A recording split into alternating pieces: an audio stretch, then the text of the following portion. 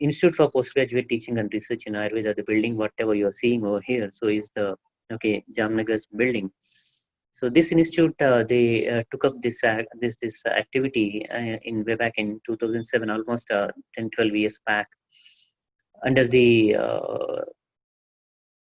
flagship of WHO country office, India, right? So they conducted a 3 days program workshop, and in that program, at the end of this workshop, during the valedictory session, the then director of Ministry of Ayush, Mr. Chedda, so he mentioned that so this workshop is organized, but this workshop is supposed to be, it shouldn't be cleared over here. Otherwise, so this workshop, this activity is supposed to be carried forward, and it should become a national program. So that was his words, and considering his words, so the Institute for Postgraduate Teaching and Research in Ayurveda, they took it up, and they formed a consultative committee. So they have various cycles of discussions in between, involving various stakeholders, involving academicians and administrators, Ministry of Ayush and WHO country office, and all those people. And they framed certain guidelines, and in 2008 August and September, so there were 2 meetings, two programs they have been organized, and lastly the program was launched in 2008 September.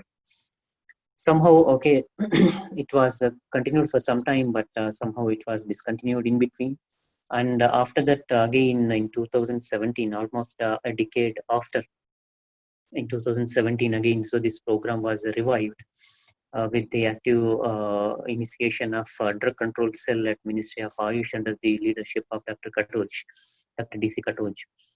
And so this program now, it was even extended to homeopathy. Of course, in the program which was initiated in 2007, it was only limiting for ASU, Ayurveda, Siddha and Unani drugs, whereas the recent program which was initiated in a couple of years back, it also covers the homeopathy medicines also. So in this program, so we have a 3-tier mechanism. There is a national center, so which is known as National Pharmacovigilance Coordination Center, NPVCC. This is located in Delhi, and then under this National Coordinating Center, so there will be 5 intermediary centers. So these 5 intermediate centers, so they have been, the ministry, so they recommended to identify, so while identifying, there was a discussion, and they said that all the national institutes at least, so they should become the intermediary centers. Accordingly, that National Institute of Ayurveda Jaipur and Institute of Graduate Teaching and Research in Ayurveda Jamnagar, so these 2, so they became the intermediary centers for Ayurveda stream, while for Unani system of medicine, the National Institute of Unani Medicine Bangalore, and National Institute of Siddha for Chennai, and National Institute of Siddha Chennai for Siddha system of medicine, and the National Institute of Homeopathy Kolkata for homeopathy system of medicine. So these are the intermediary centers, and under these so intermediary centers, there will be various peripheral centers. So as on date, if at all we are looking, you suppose, so we have around 63 peripheral centers, and as I mentioned, there are 5 intermediary centers total. So 68 centers are functioning, and for Ayurveda there are 28 peripheral centers. For Siddha there are 14 centers, for Unani 10, and for homeopathy 11. So total there are 63 so centers that are existing in the current scenario. So the basic mandate, otherwise, so the objectives so of this program, of course, so as we are discussing, so we need to evaluate safety, but so there are 2 main objectives of this program.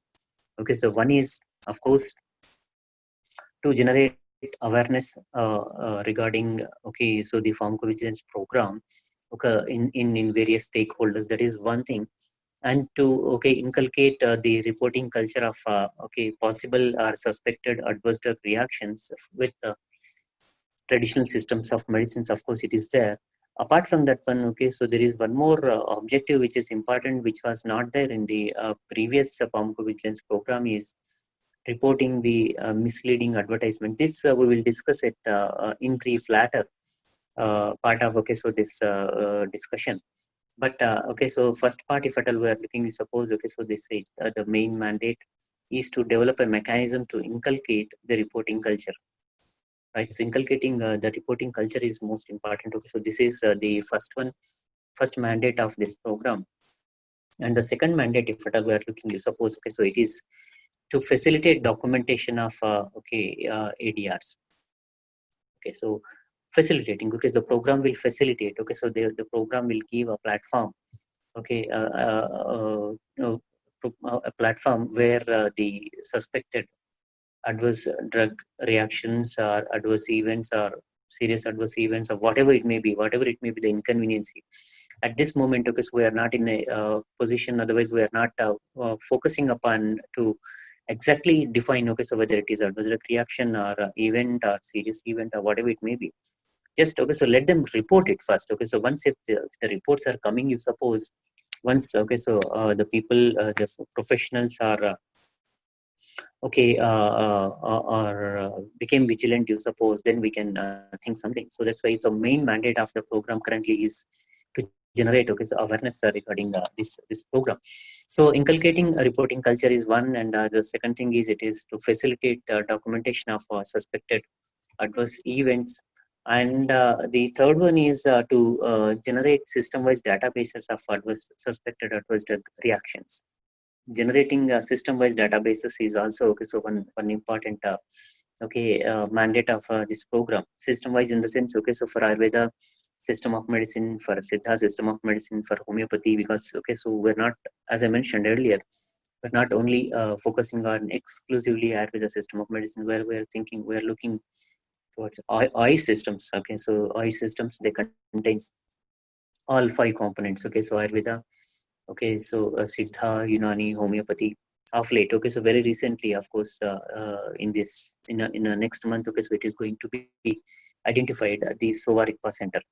So these 5 so systems of medicines, so we are focusing. So that's why system-wise databases are also supposed to be generated. So this is also one mandate of so this program.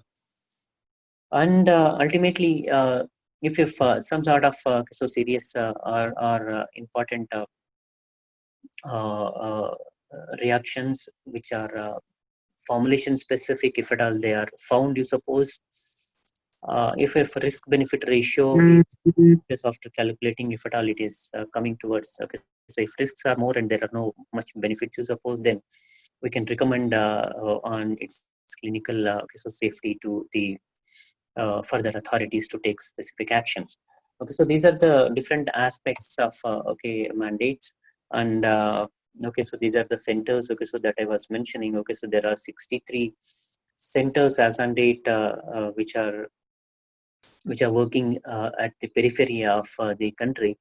And in Kerala, if at all we are looking to suppose Ayurveda department of Amrita Institute of Medical Sciences, Kochi, is the center.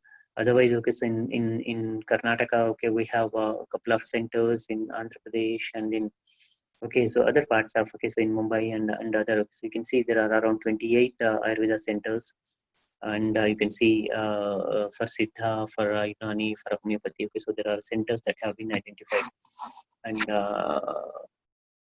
so the details. So whatever we are discussing. So all these details, we can go to that website. So you can see that ayushsuraksha.com is there.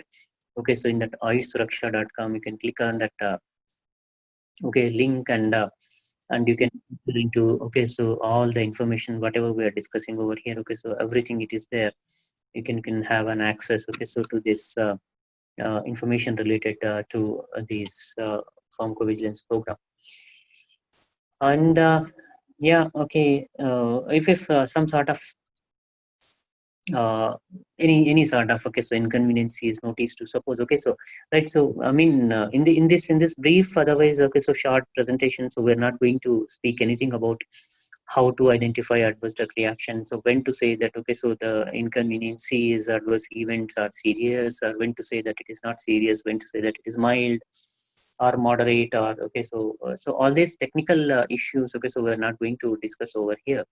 But the thing is, just keep it in mind that okay, whatever it may be the inconveniency, something is noticed new, something appeared new which was not there before starting the treatment. Okay, let it be symptom or let it be even okay, so people nowadays, so they are even focusing upon the okay, so different levels of okay, so biochemical investigations. Okay, so initially it was okay, so liver functions, okay, so they were in normal state, and after administering this specific drug, okay, so these liver okay, profiles, okay, so LFT, okay, so it is increased. There are, of course, there are no symptoms, but okay, so liver profile LFT, you know, function tests, okay, so they are abnormal, they are becoming abnormal. Kidney functions are becoming abnormal, hemoglobin is increased or decreased, whatever it may be, which was not intended to that specific drug, which is noticed okay in your clinical practice. Okay, so all such cases, okay, so they are supposed to be reported. Okay, so sometimes it may be fatal, sometimes it may be very mild, sometimes okay, so it may be creating inconveniences, sometimes it may be hampering the or intervening with the quality of life of the individual. So whatever it may be, okay, so it is supposed to be reported. So whatever it may be the inconvenience which is not there before starting the treatment and which is developing after administration of that specific drug, all these things are supposed to be reported. So just keep it in mind that okay, so whatever comes in contact with you, whatever is noticed, okay, so after administration of that specific molecule or drug or traditional formulation, that is to be reported. So just you report it. Okay, so reporting is okay, so your duty, right? You don't think that okay, so what kind of reaction, what kind of, whether it is adverse drug reaction or whether it is event or whether it is adverse event or whether it is, you leave about that and you don't think about that, just to report it. Okay, so right, so if at all okay, somebody want to report, you suppose okay, so there is a link, okay, so in the bottom of this slide you can go to that link, or okay, so directly you can click on that okay, oisuraksha.com. In that one, reporting okay, option is there. Okay, so in that reporting option, if at all you are going, you suppose these okay, reporting formats you can download. Okay, so it is even available in the PDF format, and in Word document also it is there. You can download it and you can fill it, and you can upload the okay, duly filled format, and directly it will come to us. And okay, so it is very simple format of a couple of pages. It doesn't have much technical details. Very simple format with basic consumer details, patient details, or individual's detail. Individual in the sense in whom that specific manifestation has been noticed.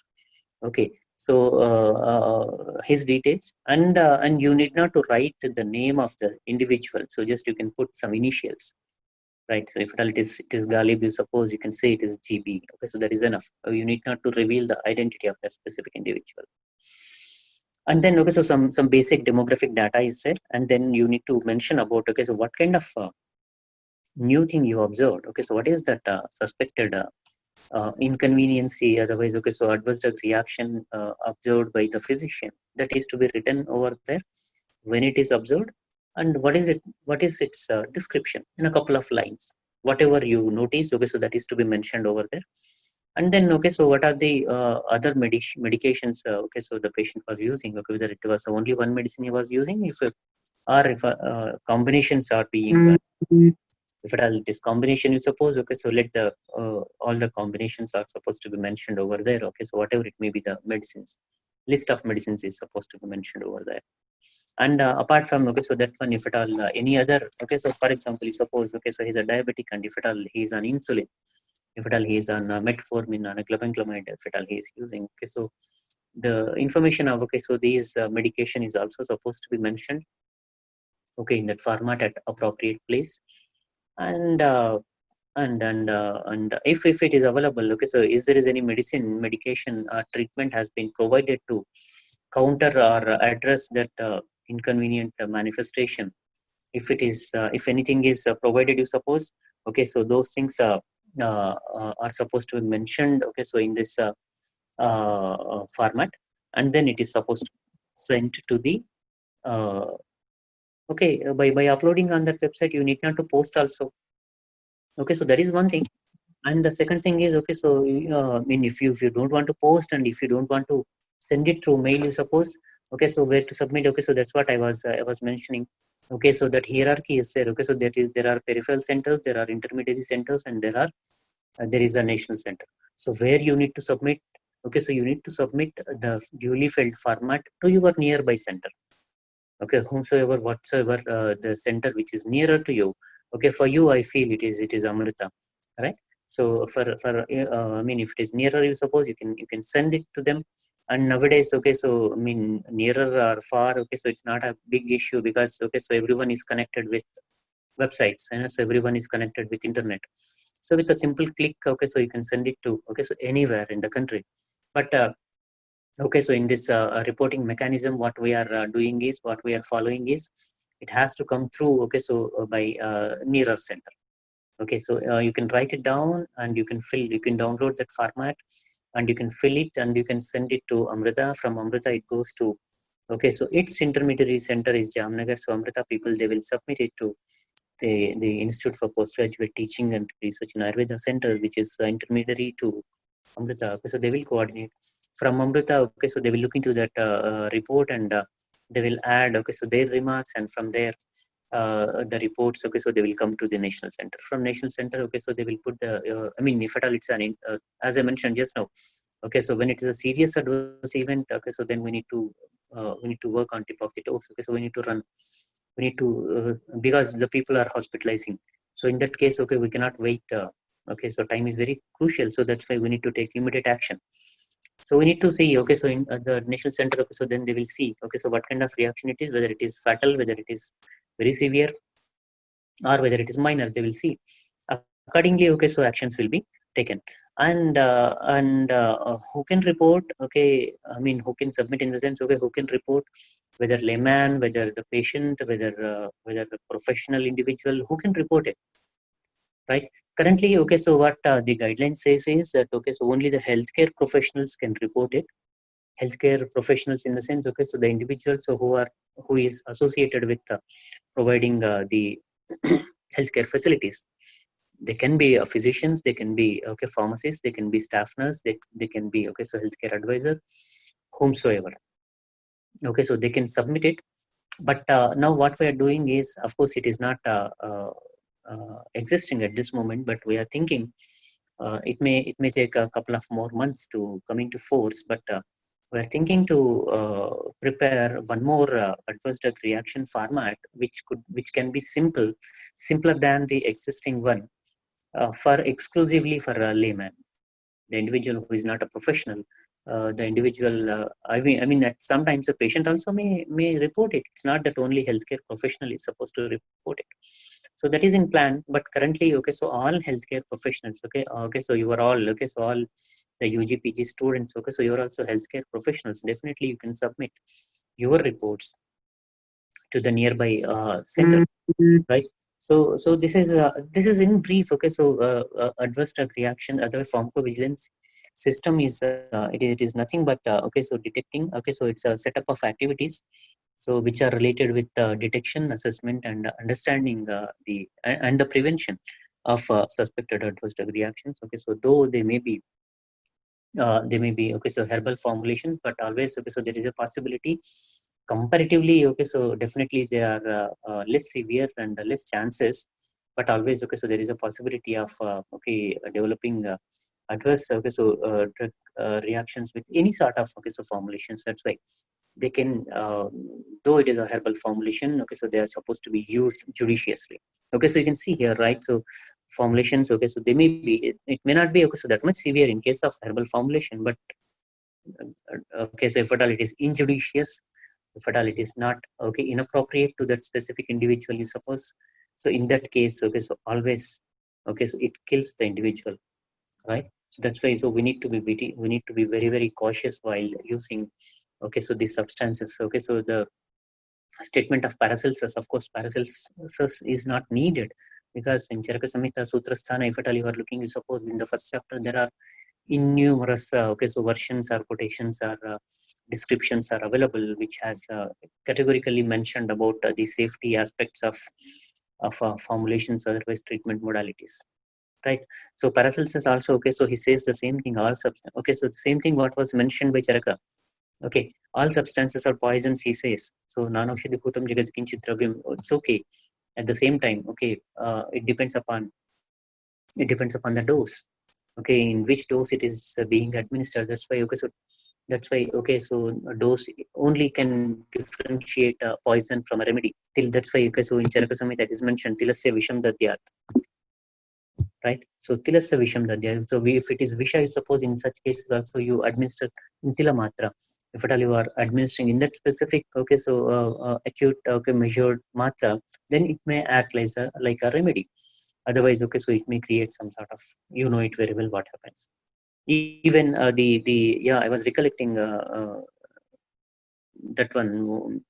All of you maybe referred that book, Medical Jurisprudence and Toxicology, Modi's Toxicology, right? So in the first page of that textbook, or in the introduction of so that first chapter, somewhere they mentions something about water intoxication, right? So water intoxication. So water also can become toxic when it is used in huge amounts. So they say that I feel it's around 6 liters per day. I feel so that was the toxic dose. Usually, so we used to take around 2.5 to 3.5 liters of water. But if at all it is doubled, you suppose. So in that case, so it may become toxic. So that's why so though it is water, which is a very essential element for normal human life, that also can become toxic if at all it is crossing that specific dose. So that's why so though it is herbal substance, though it is a whatever it may be the safest element, if at all it is used injudiciously, there is no specific delineation in between of poison and the herb. So the only thing so which decides whether it is poison or remedy is so it lies in the right dose. So that's why so we need to be very careful. And the same thing what he was mentioning, William Osler, who is mentioned as who is considered as the father of modern medicine, that one of the first duties of the physician is to educate the masses not to take medicines. He says, so Shankaracharya's version also, if at all we are looking, suppose he says, let the food be your medicine. Right. So they say, so don't consider medicine. So in the first line of so right approaches, so you consider medicine as food. And Pathya, you know it very well. So in each and every treatment chapter of let it be Charaka, Sushruta, or whatever, in all these things, so they have equal importance has been given to so congenial practices. Let it be Pathya, it may be Pathya in the sense, it may be Ahara, it may be Vihara, whatever it may be. But so treatment aspect, otherwise medicines, they will come at the end of so all these things. If right. So that's why so he says that so one of the first duty of the physician is to educate the mass not to take medicine. Right. Medicine that too injudiciously. So this is so in brief about so pharmacovigilance program, and it is very, I mean, I can say that it's a toddler now. So it is